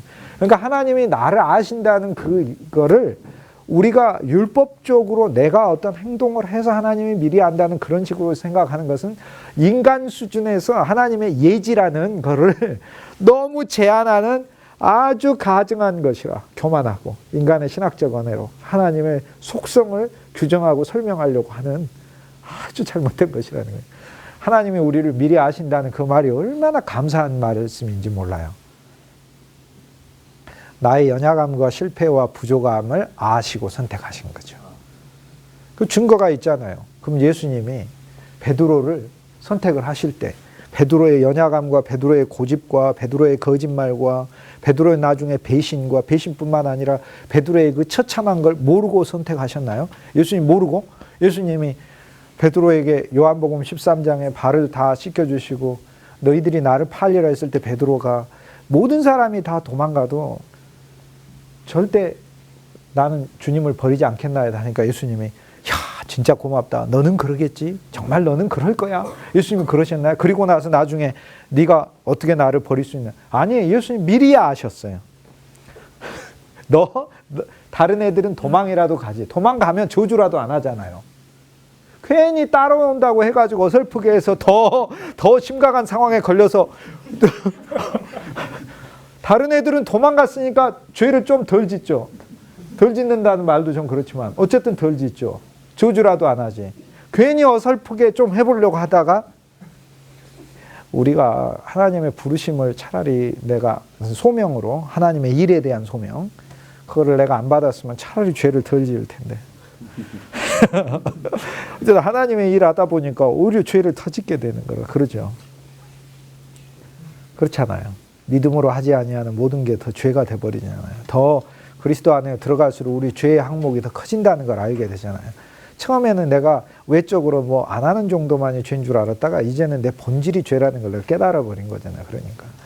그런데 이것이 나는 이 죄의 법 아래 사는 존재가 아니라 하나님의 은혜와 믿음과 영과 생명의 법칙 아래서 하나님이 나를 살게 하시는 거구나라는 걸 내가 지금 이제 느낀 거잖아요. 이게. 즉 예수님은 알고 선택하신 거죠. 알고. 그래서 예수님은 베드로를 알고 선택하신 거죠. 미리 알았다는 그 이야기는 너무 감사한 이야기예요. 나의 연약함을 알고 선택하셨다는 거예요. 그리고 나의 연약함을 알고 그분이 나를 정하셨다. 이렇게 마크하셨다. 나를 창세전에 마크하시고 나를 선택하셨다. 나에게 찾아오시고 그리고 나를 부르셨다. 그리고 부르신 자들을 의롭게 하시고 불렀는데 부른 다음에 이제 이 순서들은 우리가 그리스도 안에서 체험해야 될 바들을 가리키는 거죠. 하나님께서 이 순서대로 우리가 신앙이 그리스도 안에서 체험될 때 사실 우리는 그리스도하고 하나 되고 그 하나 된 그리스도가 우리 속에 조성되는 그 과정으로 나아가게 되는 거죠. 나를 미리 아시는 주님, 연약함도 부족함도 모든 것도 아시는 주님, 그 다음 나를 이미 정하신 주님, 그분 안으로 정하셨고 내 길을 하나님 안에 정하셨고 그리고 나를 택하신 주님, 택하셨고 그러니까 정하셨다는 것은 하나님의 결정적인 의지를 가리키는 거고 선택하셨다는 것은 나에게 더 다가오셔서 나를 활용하고 쓰신다는 걸 가리키는 거고 그 다음 나를 부르셨다고 하는 것은 나와 대화하신다는 걸 가리켜요. 하나님의 목적과 뜻에 나라는 사람을 부르셨다. 나라는 사람을 부르셨다. 그분과 내가 인격적으로 만났고 그분이 바로 내게 계획과 뜻을 가지고 계실 뿐만 아니라 난 그 계획과 뜻을 응답하는 자다. 이게 불렀다는 것의 본질적 의미잖아요.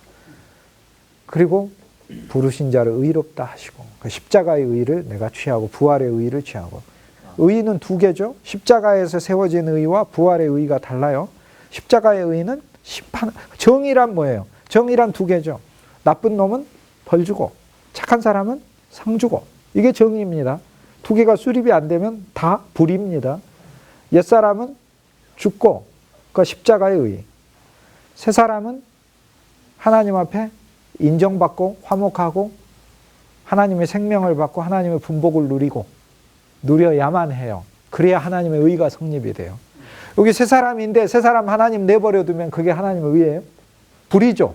이해 가십니까? 하나님이 불의하신 자냐 이렇게 얘기를 할 땐 그거는 하나님 우리가 십자가 아래서 옛사람에 대한 심판만 생각해요. 근데 우리 안에 있는 세 사람은 하나님이 칭찬해 줘야 되고 사랑해 줘야 되고 하나님이 선물해 줘야 되고 하나님이 축복해 줘야 돼요. 그래야 하나님의 의가 성취돼요. 그래서 실은 본질적으로 십자가의 의는 우리가 심판받으니 부활의 의는 그리스도가 부활하셔서 우리 속에 의가 되셔서 이제 우리는 그리스도를 통하여 하나님과 화평을 누리고 그리스도를 통하여 만물과 화평을 누리고 그리스도를 통하여 하나님이 우리를 옳다라고 인정해 주시고 그 옳음을 선물하여 주시는 그래서 십자가의 의와 부활의 의를 언제나 누려야 되죠. 그래서 나의 옛사람은 십자가에서 끝났고 그리스도가 내 새로운 의로 살고 있고 이렇게 의롭다 하시고 이 두 가지 의를 체험하고 그리고 의롭다 하신 이를 거룩하게 하시고 거룩하게 하신 이는 이제 중간 단계이고 그 다음에 영광스럽게 하시고 영광은 그리스도의 빛으로 가득하게 하셔서 결국엔 그리스도가 되게 하시고 라는 게 이게 바울이 말하고자 하는 바입니다.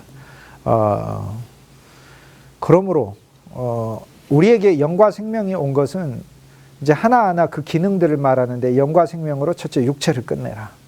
내가 하고 있는 일들을 진짜 사실 신뢰하지 않고 내 안에 하나님의 영과 생명이 일한다는 이 믿음 안으로 이제는 그 우리가 하고 있는 외적 행위들 속에서 본질의 영과 생명으로 들어가는 이 8장이 진짜 우리들에게 있으면 내가 어떤 일들을 하는 것에 대해 정말 자랑할 것이 없고 오히려 뭔가를 한다면 할 수 있게 해주신 하나님에 대해 감사할 수밖에 없다는 것이 내 입에서 나오게 되죠. 그죠? 죄인인 내가. 그 베드로가 그렇게 얘기할 거 아닙니까? 죄인인 내가 어떻게 목양할 수 있겠는가?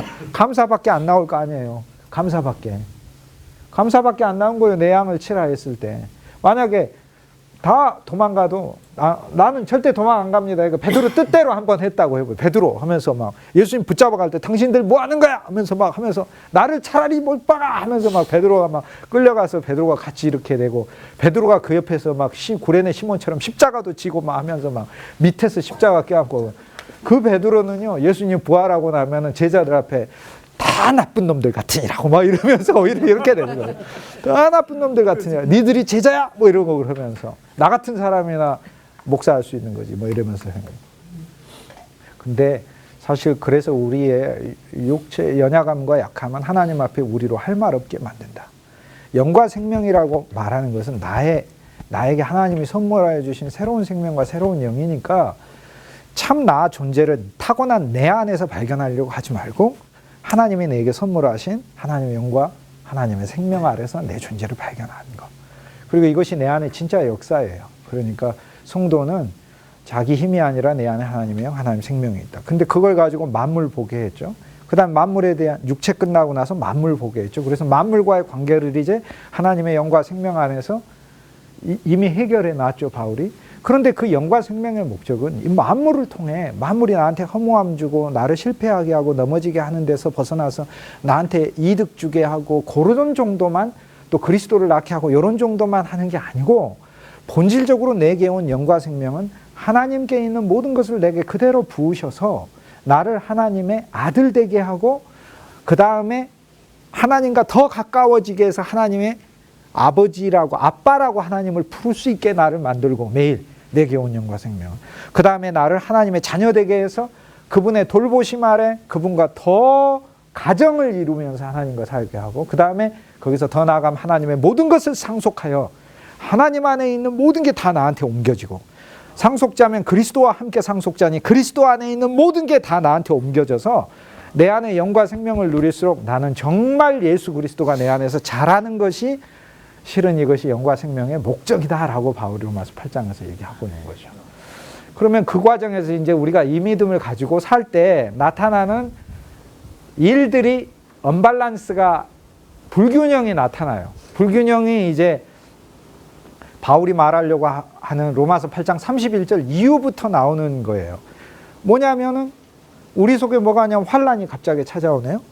환란 찾아오고 핍박이 찾아오고 기근이 찾아오고 그죠? 공고함이 찾아오고 위험이 찾아오고 적신, 파산이 찾아와요. 빈몸이라고 하니까 다 벗겨지는 거 빈몸이 찾아와요. 그리고 칼도 와요. 심지어는 나를 잘라버리고 나를 무너뜨리게 하고 나를 죽이는 그 위험들이 찾아와요. 로마서 8장 후반부에 가면 우리한테 찾아오는 게 바울이 두 부류로 이야기해요. 31절 부류에는 환난과 기근과 핍박과 적신과 위험과 칼, 이런 것들, 보이는 세상 안에서 찾아오는 어려움들. 그런데 로마서 8장 후반부에 가면은 37절부터 이렇게 보면은 보이지 않는 것들이 우리에게 주는 위험들에 대해 이야기해요. 사망이나 생명이나 높음이나 깊음이나 천사들이나 권세자들이나 보이지 않는 것, 지금 일이나 미래 일이나, 이제 좀 차원이 틀려지는 거죠. 그것이 나에게 주는 고통들이 있어요. 이 이중의 고통들, 그 고통들 중에서 먼저 고통들, 예를 들어 우리가 적신이죠, 빈몸이죠, 돈도 없죠, 그죠, 칼이 있죠, 내게 엄청난 위험과 그리고 기근이 있죠, 처참한 나의 굶주림이. 그런데 이 모든 일들 가운데 그리스도의 사랑에서 결코 우리를 끊을 수 없고 넉넉히 이긴다, 바울이 그랬어요. 넉넉히 이긴다. 왜? 나는 빈몸인 것 같지만 그리스도로 입었으니까. 나는 기근인 것 같지만 내 안에 영과 생명은 풍성히 넘치게 하니까. 내게 있는 환난이 오지만 이 환난조차도 하나님의 목적대로 나한테, 환난이 부르심을 받아 나한테 찾아온 것이기 때문에, 나도 부르심을 받아 환난을 만나는 것이고, 환난도 부르심을 받아 나한테 찾아온 것이기 때문에, 부르심과 부르심이 목적 아래서 서로 만나 무엇을 이루는 거예요? 그러니까 선을 이루기 때문에.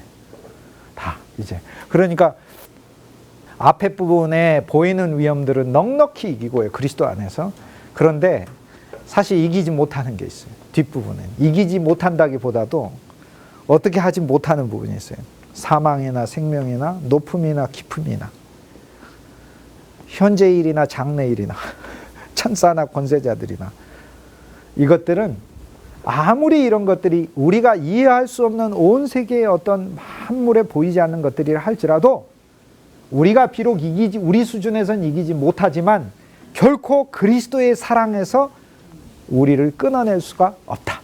그리스도가 우리를 사랑하고 우리도 그리스도를 사랑하는 이 사랑에서 이 어떤 것들도 우리를 끊지는 못한다. 보이는 것들은 이기고 보이지 않는 것들은 그래도 하나님의 사랑에 아무 영향을 주지를 못하고, 이게 바울이 말하는 거예요. 8장 후반부에 가면은 약간 이상한 그 귀절이 하나가 있어요. 사망이나 생명이나요. 그게 이제 사망은 우리가 알 수 있어요. 영적인 사망, 신체의 사망, 어떤 종류의 사망이 와도 하나님의 사랑에서, 하나님이 우리를 사랑하시는 사랑이에요. 그렇죠? 그리스도가 우리를 위하시면, 우리를 위하시잖아요. 죽으셨을 뿐만 아니라 다시 살아나셔서 하나님 우편에 우리를 위하여 중보하시는 분이신데, 그래서 하나님 우편엔 그리스도가 중보해요. 우리 속에서는 성령이 중보를 하고 있어요. 성령은 그리스도의 영이고 하나님의 영이고 하나 되어 있는 영이에요. 그래서 나를 하늘에 연결시키고, 그리스도가 내 안에서도 나의 보혜사로 계시고, 하나님과의 사이에서는 중보자로 계시고, 하나님 옆에서는 대제사장으로 계셔요. 지금 예수님처럼 온 우주의 편만에 있어서 이 일들을 다 감당하고 계신 분이 없어요. 여기서 예수님은 이 변호사 역할을 하시고, 저기서는 판사 역할을 하시고, 저기서는 중개인 역할을 하고 계시고, 다 역할을 하고 계시는 그리스도. 그런데 사망이나 생명이나 해서, 생명은 하나님의 생명이에요. 조에예요. 헬라어 원 단어가. 그래서 저는 그 기절을 보고 의아스러웠어요. 왜냐하면 성경에서 제일 중요한 건 생명이거든요. 생명보다 더 중요한 게 어디가 있어요? 생명보다 더 중요한 건 없죠. 하나님의 생명이니까. 성경에 조에라고 나오는 것은 하나님의 생명이거든요. 조에. 하나님의 생명. 하나님의 생명. 근데 사망이라는 것은, 그렇죠, 사망이 우리를 못 끊는 건 이해가 가는데 어떻게 생명이 없어도 하나님의 사랑에서 우리를 끊을 수 없다, 이렇게 얘기를 하는가? 그게 이상한 규절이잖아요. 인간의 생명인, 예를 들어 숫개라고 하든지 비오스라고 하든지 했어야 하는데 왜 조회인가? 조회가 없으면 아무것도 아닌데. 근데 이게 뭐가 이게 왔냐면, 이게 왔어요. 사망이나 즉 우리의 영적 사망, 영원한 사망, 어떤 사망이든 우리 영원한 사망 안 받죠. 우리에게 오는 신체의 사망이 어떤 사망이든 하나님의 사랑에서 하나님의 그 나를 향하신 사랑 또 내가 주님을 향한 이 사랑에서 절대 이제 못 끊어요. 왜? 내가 영과 생명 안에 살면 내가 하나님을 향한 사랑도 못 끊어요. 그 환경이. 그리고 하나님의 사랑은 당연히 끊을 수가 없는 거고. 근데 생명은 내게 얹어 있어야 되는데 왜 사망이 있건 생명이 있건 없건 이렇게 말을 하고 있는 건가? 지금까지 바울은 이 영원한 생명이 이처럼 중요하고 놀랍다고 이야기를 하고서는 근데 이 규절이 되게 감사한 게 우리가 생명조차도 하나님의 생명이 내게 되게 넘쳐야만 하나님이 더 사랑해 줄 것처럼 생각을 하는데 실은 하나님의 생명은 선물이기 때문에 내게 하나님의 생명이 작든 크든 하나님의 사랑은 변함이 없는 거죠. 그래서 바울은 로마서 8장에서 우리를 처음 시작할 때 우리를 죄와 사망에 있는 우리 현실을 보게 하고 생명과 영이 우리를 해방한 걸 보게 하고 그리스도 안에 있는 걸 보게 하고 정죄 없는 걸 보고 자유를 주신 걸 보게 하고 육체가 이미 끝났고 만물을 관장하시는 하나님의 섭리 아래 우리 인생에 놓인 걸 보게 하고 이 만물은 하나님의 뜻, 하나님의 목적대로 부르심을 받아 나에게 다가오고 있고 나 역시 부르심을 받아 하나님 앞에 오고 있고 이 만물들은 하나님의 아들들이 되는 게 아니에요. 만물들은 하나님의 아들인 나를 위해서 유익을 주기 위해 하나님이 조정하고 있고 나 자체는 이 만물들이 합력하여 내게 그리스도라는 선을 이루고 있고 하나님이 이 만물들을 다 운영하시고 이 모든 것들을 다 주관하셔서 하나님이 나를 미리 하시고 부르시고 정하시고 택하시고 의롭다 하시고 거룩하게 하시고 변화시키시고 영광스럽게 하시는 하나님의 이 놀라운 7 사이클 아래 결국에는 내 안에 그리스도로 완성하시고 그리스도로 완성하여 그리스도 안에 하나님이 가득 있던 나와 하나님의 영원한 하나가 되게 하시는 이 놀라운 섭리 안으로 나를 오게 하시는 이 과정에서 우리에게 온 하나님의 생명은 결국 사랑을 위한 것이라. 하나님의 사랑. 하나님의 사랑을 깨닫게 하기 위한. 그래서 로마서 8장에서 우리는 영을 보고 생명을 보면 볼수록 하나님 아버지라고 부르는 중간 과정을 거쳐 만물에 어떤 일이 우리에게 일어나도 우리는 영과 생명 안에서 승리하고 영과 생명 안에서 발견하는 것은 무엇을 발견해요? 하나님의 미움을 발견해요? 하나님의 사랑을 발견해요. 자, 그렇다면 우리는 이제 실제적으로 진짜 우리 삶과 환경에서 그럼 어떻게 내가 하나님 사랑을 발견할 수 있느냐? 대개의 경우는 우린 과거형으로 발견해요. 어떻게 발견해? 과거형으로. 다 경험해 보고 나서 결과를 좋은 것으로 확인하고 야, 역시 하나님은 지혜로워 이렇게 얘기를 해요. 그런데 오늘 바울이 8장 24절에 우리가 소망에게로 구원을 받았다 이렇게 얘기를 해요. 그 기절이 놀라운 기절이에요. 지금까지는 우리는 믿음 안에서 구원받은 것만 알고 있었어요. 근데 우리가 조금 신앙이 이제 되면 그 원문은 무슨 얘기냐면 이런 뜻이에요. 소망에게로 구원받았다예요. 그러니까 우리가 소망이 여기 있어요. 그러면 내가 소망한테 던져져 가지고 소망 안에 지금 잡혀 있다는 건 뜻이에요. 바울의 얘기는. 그래서 나는 소망 안에서 구원받은 거예요. 많은 사람들은 지금 현실 안에서 현실적으로 예를 들어서 이렇게 되는 거죠. 가난해요. 그런데 하나님은 돈을 줬어. 아, 그러면 가난해서 구원받았다라고 지금 현실을 보고서야 지금 사람들은 고백을 하는데 바울은 뭐라냐? 소망 안에서 구원받았다는 거예요. 난 지금 가난해. 근데 나는 소망 안에서 하나님이 나에게 이미 부를 주셨다는 소망을 내가 가지고 있어요. 이 소망 안에서 나는 가난해서 건진받은 자로 지금 산다는 거예요. 지금 이게. 그러니까 바울이 보이는 것이 소망이면 소망이 아니라 보이지 않는 하나님의 품 안에 있는 이 모든 것을 내가 소망하면서 이것을 내가 바라고 이 소망 안에서 구원받은 삶을 내가 살고 있다. 자, 이것은 진짜 놀라운 믿음인데요. 아브라함에게 하늘의 별처럼 많은 아들들을 준다 했어요. 근데 곰곰이 생각해 보세요. 몇 명 줬나? 눈으로 세는 게 6,000개 별인데 아브라함 살아있을 때 6,000명도 안 줬어요. 6,000명이 뭐예요?